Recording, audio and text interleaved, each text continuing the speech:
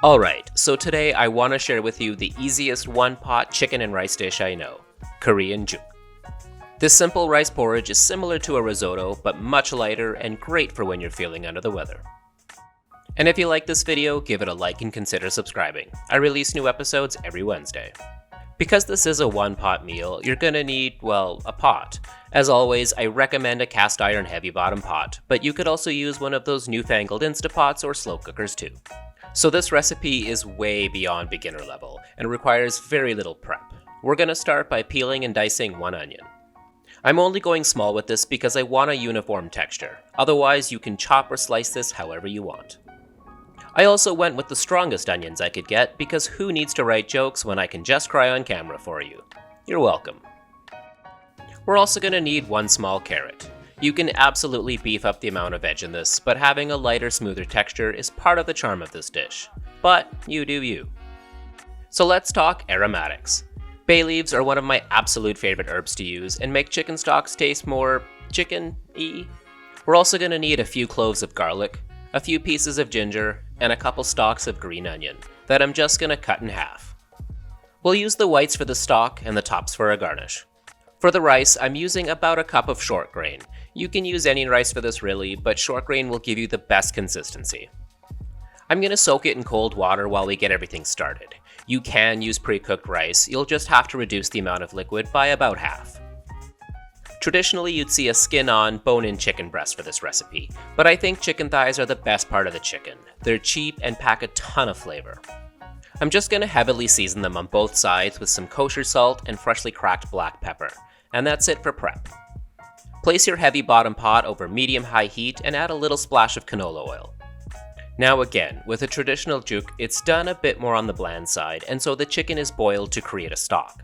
But I like to cram as much flavor and umami into mine as possible, so I'm opting to sear the chicken until it's golden brown on both sides. Once the chicken skins are nice and crispy, transfer the chicken to a plate and add the veg and aromatics, reducing the heat to medium. We're not looking for color on these, we just want them to become fragrant and tender. When the chicken is cool enough to touch, carefully remove the crispy skins and place them on some paper towel to dry them out.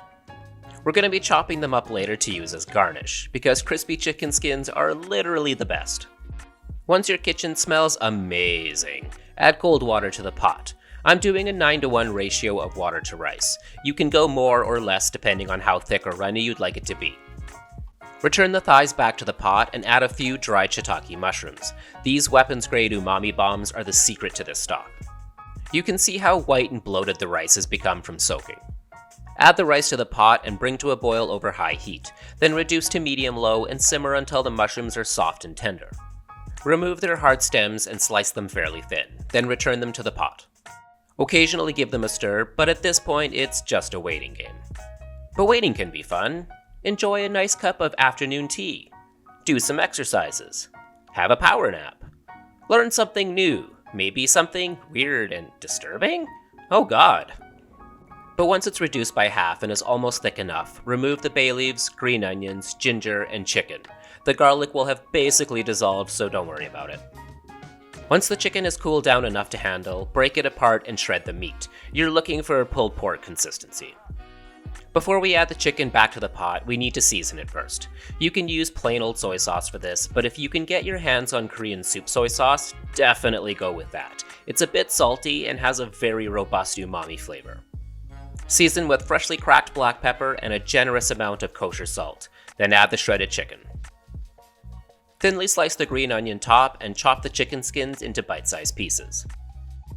Now you can bust out your fanciest bowl and start eating right away. But to make this dish extra special, it needs a poached egg.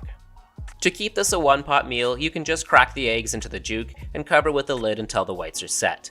But I like pretty things, so I'm doing it the old-fashioned way. Top with the poached egg, crispy chicken skins, and green onions. And for a bit of a kick, a little drizzle of chili oil or your favorite hot sauce. And that's it. Korean juk. This dish definitely gives the impression of a heavy and hearty meal, but it's actually quite light, and even after downing this entire bowl, I didn't even feel overly full. While it does take some time, it's so easy anyone can make it. If you like my content and are interested in supporting my channel, you can check out my Ko-fi page. I'll leave a link in the description. Thanks for watching, and stay awesome.